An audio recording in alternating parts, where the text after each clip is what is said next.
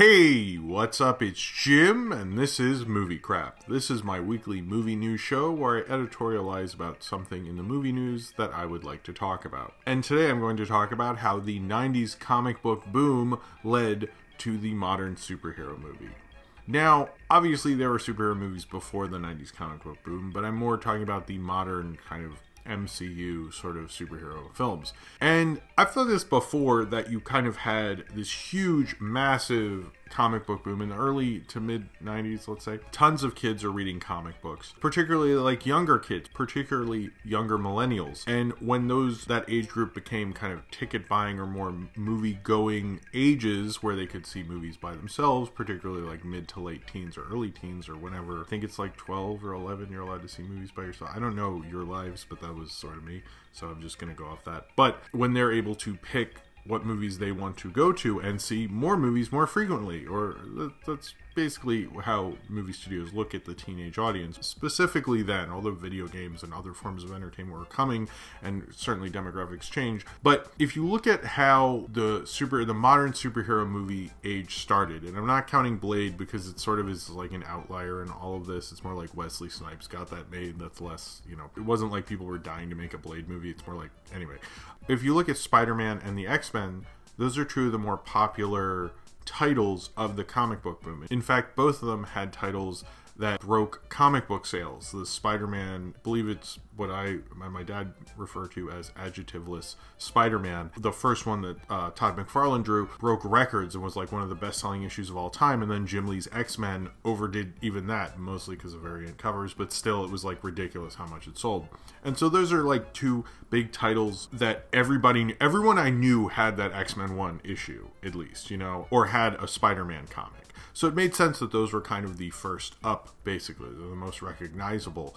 And it's interesting how much of the bigger titles of that boom became movies in itself. Looking at, the darker Batman films, Batman certainly was darker. He got his back broken during my childhood, basically.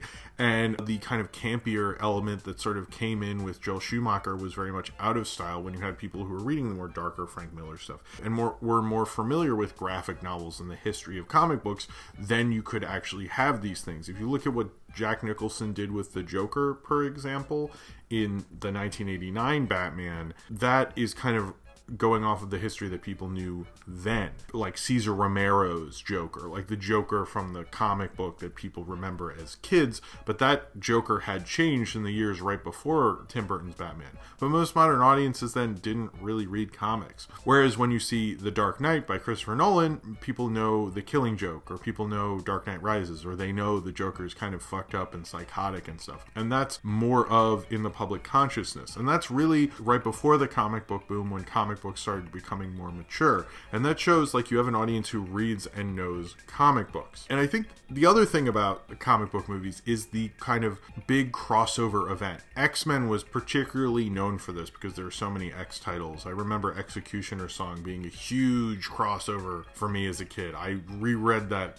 whole thing so many times. Or even something like Age of Apocalypse was like a huge, gigantic crossover. And same with like the past ones, like, the Mutant Massacre, Inferno, Extinction Agenda, things like that. And those were like big events that you were like, oh, how is it going to end? How is this thing? Or the Infinity Gauntlet was a huge event. That was a huge event series, and all the various other ones, Infinity War and Infinity Crusade, which were not nearly as cool. The Infinity War movie is actually based on Infinity Gauntlet, not Infinity War. It's like a thing. I don't know. They used the Infinity War title, but based it more on Infinity Gauntlet. I haven't seen it yet when I shot this, but that's sort of what I get out from it. But I think it really kind of set a generation up to understand the kind of logic of comic books, kind of the ideas that they would later use when they made these movies. Some of this is producers really understanding how the buying demographics had changed. Sometimes I think movie studios really look at like US census numbers and go like, oh hey, there's about to be like a lot of people who are going to be teenagers, maybe we should make a She's All That or something,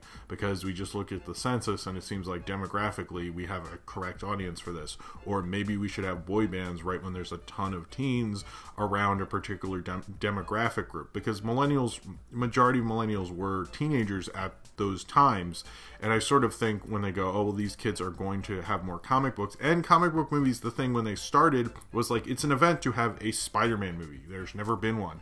Much like how it was an event that there was a Wonder Woman movie. There had never been one. People want to go to those, even if they haven't read a Wonder Woman comic in 40 years, that added anticipation that, oh my god, this finally happened, leads to that. But you're also getting the audience who is going to go out the first weekend, which is kind of what most movie studios consider, the most important. So I think like demographically, it sort of makes sense that comic book movies happened when they did. It is a little weird that like you have a huge hit like Superman the movie, and like no movie studio is like, maybe we should like make a Spider-Man movie or like a Batman movie, because like Superman's making like a lot of money. And instead they're like, I don't know, let's like not for a while.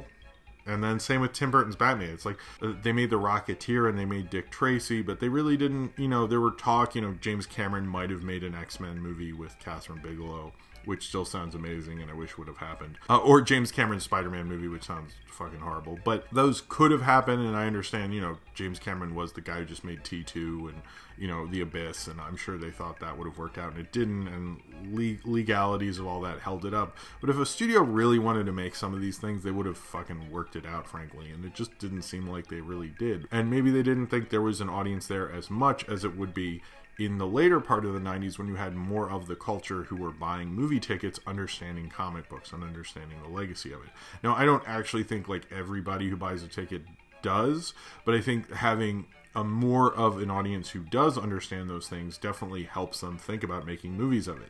And that you had an older demographic that was built in, that these characters had gone on for so long. I think with video games and anime particularly, they look at that and they go, we don't really understand this, and it seems to be more of a younger demo, and I don't know. And then with anime, they were probably like, we'll potentially really screw this up almost every time we do it, so we should probably not do that as much. But with comic books, with what happened with Sam Raimi, he's someone who absolutely loved Spider-Man. From when he was a little kid, he always wanted to make a Spider-Man movie. And he did, and he made a very successful one. And it's also interesting, kind of the downfall of Sam Raimi was them introducing and pushing this 90s Spider-Man idea into his movies, which I think was horrible. But then you have, like, with the Amazing Spider-Man movies, which are kind of Sony's follies, when they were really, if you read from the Sony documents, they were really pushing doing more 90s Spider-Man stuff. They were even talking about doing the Clone Saga, which is like if you're doing anything with Spider-Man, that is like something, like, I'd understand if you're like, we're going to do it how it should have gone, and then it ends, and then it doesn't go on for way too long.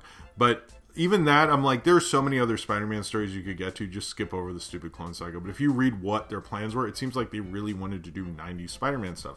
And there's so many good Spider-Man stories, like, why would you even necessarily bother? But it's because they wanted those kids who read 90s Spider-Man comics to see their stories brought to the big screen. Why is Venom such a big character for them versus, like, Doc Ock hasn't been reintroduced? Maybe because of Alfred Molina. It's probably the same reason J. Jonah Jameson doesn't come off. Those characters are so well defined, but it's interesting you don't see a lot of other like Spider-Man characters being done as much as someone like Venom, or even the idea of Carnage, is because those are part of the 90s comic book boom. It is kind of, and I think, interesting that no one's gone after the Image stuff, because that was like such a big deal during the 90s thing. I think it also helps that most of that stuff sucked, so that didn't help. Or that there hasn't been really, I know they talk about a Spawn reboot, but I'm surprised that really hasn't happened as of yet. But I think it did lead to an audience like being ready for a comic book movie and knowing about these characters and knowing how comic books worked and how there was continuity. And Marvel was a big part of the comic book boom. They were the #1 company that entire time. Image might have overtaken DC at a certain point, but like Marvel was pretty much a #1, except for like maybe when Superman died or something. But you had these big iconic stories like the death of Superman, like Batman's back being broken, like, Spider-Man with the black symbiote, a new comic book company like Image happening and being a huge hit. There were like big iconic comic book moments, and you kind of knew it was a big hit and people were excited by it. It's kind of interesting. It kind of shows you how important comic books were. Like, you had on Breaking Bad, I remember Aaron Paul's character of Jesse, and how he talked about how he wanted to be a comic book illustrator, how he wanted to illustrate for comic books. And if you had him 20 years earlier, 10 years earlier, he would have wanted to be a rock star.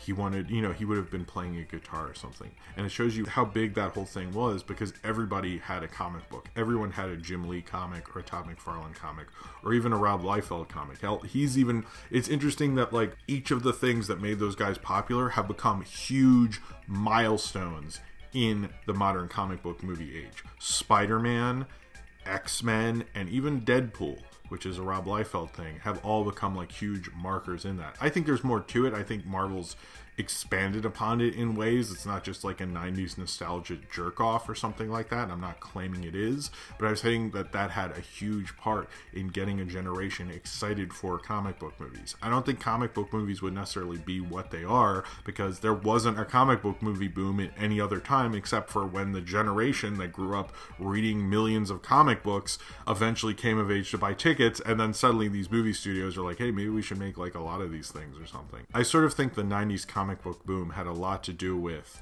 the modern superhero age and how we got all these superhero movies in the first place, because movie studios understood the awareness and how much people wanted these comic book movies to happen, because they had grown up since they were little kids imagining what it would have been like to see these awesome comic books on the big screen.